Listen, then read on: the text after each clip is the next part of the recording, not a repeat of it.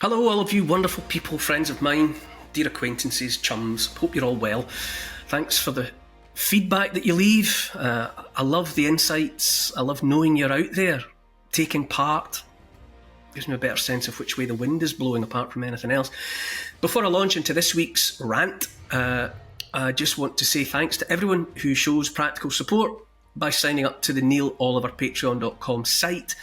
If you're not a member yet, but you'd like to help keep the show on the road, go to patreon.com, look for me by name, Neil Oliver, part with a little bit of cash, and sign up. Okay, it's now time to dive into the issues of the day as I see them, with today's monologue.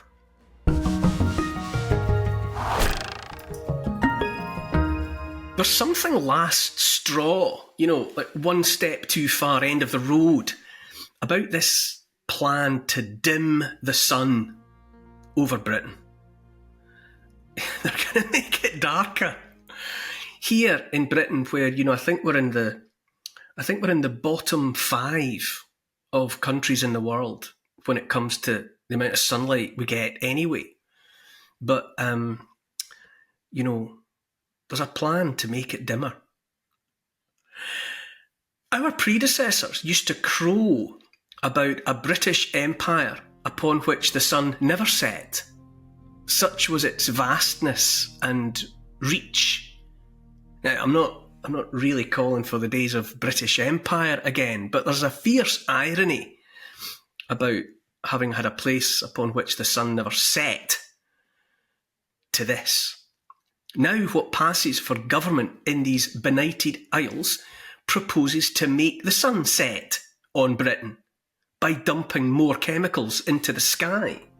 And many of us suspect they've been dumping chemicals into the sky to this effect for a while anyway. This is just some sort of official acknowledgement of it. No one asked for this. The government that entitles itself to think and act as though it owns the place and can therefore do whatever the hell it wants to Britain, to the British, is doing this because it can. Because it doesn't seem there's any way we can stop them.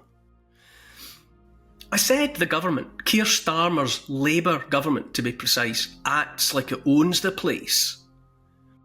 Of course, the truth is successive British governments, Labour and Conservative both, have spent years giving Britain away, primarily to USA-dominated transnational corporations.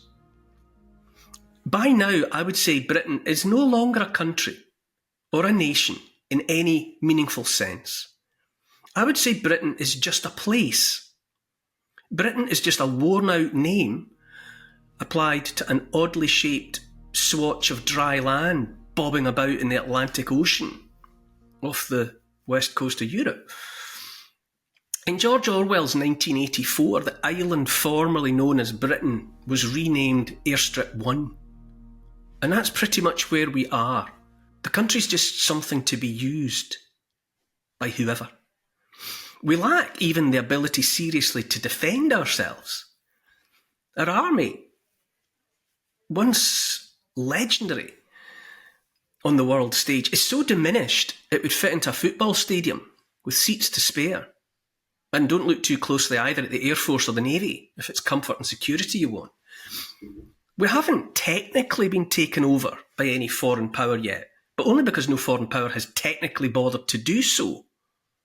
Not so far and not in so many words. Our national borders lie not just undefended, which would be bad enough, but actively compromised. Made porous. Made a free-for-all for any and all comers. We don't have borders. Unless, of course, you're a native coming back home from a holiday abroad, in which case the border suddenly appears, if only as an inconvenience and an opportunity to have you examined by all that biometric surveillance malarkey with which the locals are put and kept in their place. What passes for government actively prioritises new arrivals over British natives. That's a fact. If you were born here, like generations of your family before you, then you're automatically at the back of the queue for everything. Second-class citizens in what used to be our country. Our government hates us, the people. treats the people with undisguised contempt because it can.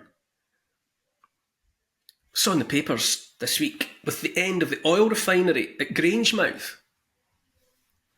We can no longer refine our own oil. We've got a government out there that, where Keir Starmer talks about, going to war with Russia. we don't refine our own oil. And similarly, we just got rid of the last steel mill, so we don't make our own steel. And this joker stands behind a podium and talks about taking on Russia. With what? But, the closure of Grangemouth effectively doesn't matter because our government prefers to buy oil from North Sea oil fields, right enough. But that part of the North Sea oil fields controlled by Norway. We don't extract our own coal, but we buy coal from Colombia and elsewhere. We even buy North American trees from old growth forests there, turn them into pellets and burn the pellets in the Drax power station that's been made profitable by massive subsidies of our own money. At the most basic level, a person would really have to ask, whose country is it anyway?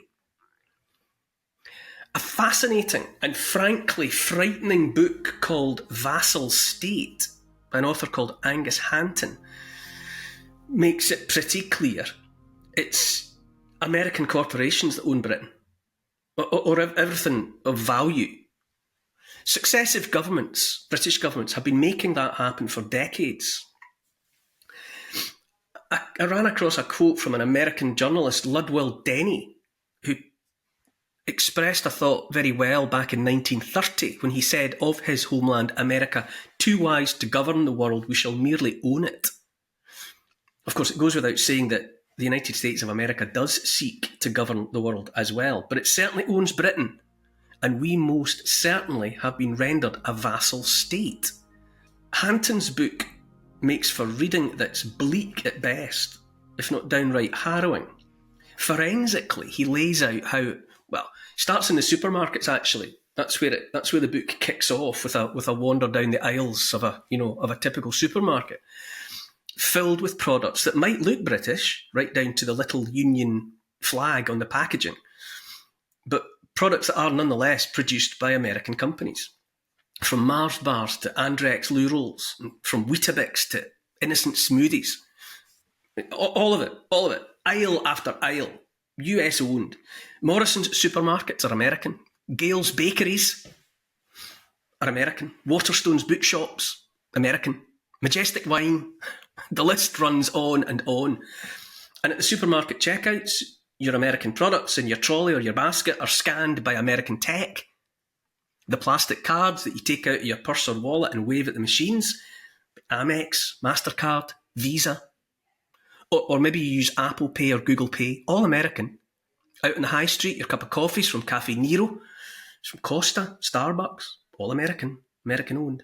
Your snacks from KFC, McDonald's, Subway, more of the same. Much of the meat, the chicken and the rest is controlled by US corporates. Most chain stores on most high streets are American owned. And all that convenient tech delivering online purchases to your door, utterly dominated by Apple, Alphabet, Amazon, Microsoft, eBay, American. The trucks and vans turning up at your door are owned by American corporates. And the artificial intelligence that's taken over every aspect of life is dominated by American companies.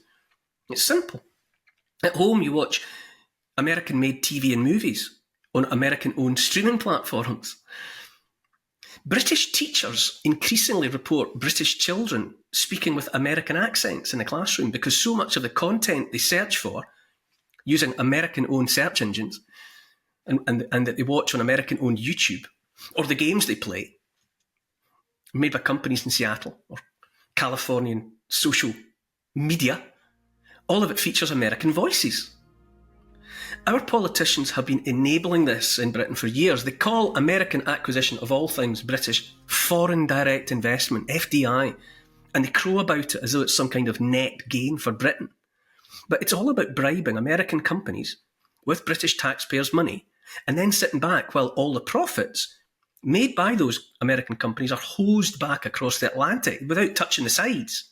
You're paying negligible or zero tax on any of it. Last year alone, the HMRC estimated American multinationals had underpaid UK tax by £5.6 billion. Amazon UK, the main part of it, paid no tax at all in Britain in 2021 or 2022, despite sales of nearly £50 million. £50 billion, I'm sorry, £50 billion, paid no tax. I could go on and on if I haven't already, but the truth is, of course, you can hardly blame the American corporates. I mean, given British government's blatant enthusiasm for asset stripping Britain, why wouldn't those companies do what they do? It's just business. So I ask again, whose country is it anyway? Is it a country at all anymore?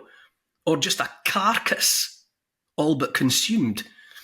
And with that image of a carcass in mind, I find all of this like an out-of-body experience in recent years. I walk around the town where I live. I look around at the scenery, the surrounding countryside, the hills and the mountains. And I realise I feel no sense of ownership and precious little sense of belonging. It's surreal. I spent decades presenting TV documentaries and writing books in which I expressed my love of country. But by now I know the country I love is not mine. It's been made foreign to me. That's the truth. Often I fantasise and dream about going somewhere else to live. But of course, the next question is where to? Where in the world can a person go to get away in any meaningful sense? We, the British, have been sold down the river, or at the very least, our homeland has been pulled out from under our feet like a well-worn rug.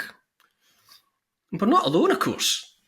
It's just that Britain used to feel like somewhere I had shares in. You know, I felt as if I had an equal share in the place, like everybody else. Not now. Nothing I'm saying here is intended to be or should be interpreted as anti-American in any way. Not in the least. I hear from American people all the time who know their country too is owned by the same corporations.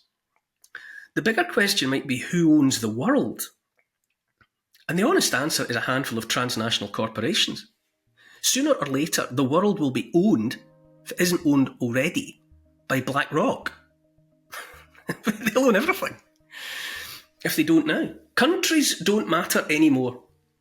The world now is just made up of places where everything, down to the grass and the trees and the water, is to be commoditised and sold not to citizens but to consumers, increasingly persuaded they don't really belong anywhere and don't really have ownership of anything. I'll be honest and say this is not the future I was invited to imagine when I was a little boy. Not at all. And now here in Britain, as the last straw, so symbolic, they're going to turn down the sun on us. I'm reminded all the time of the front page of the Sun newspaper years ago, when its then editor, Kelvin Mackenzie, feared the advent of a Labour government. And so on the day of the general election, the Sun front page declared to its readers, will the last person to leave Britain please turn out the lights? It looks like it's going to get dark here anyway.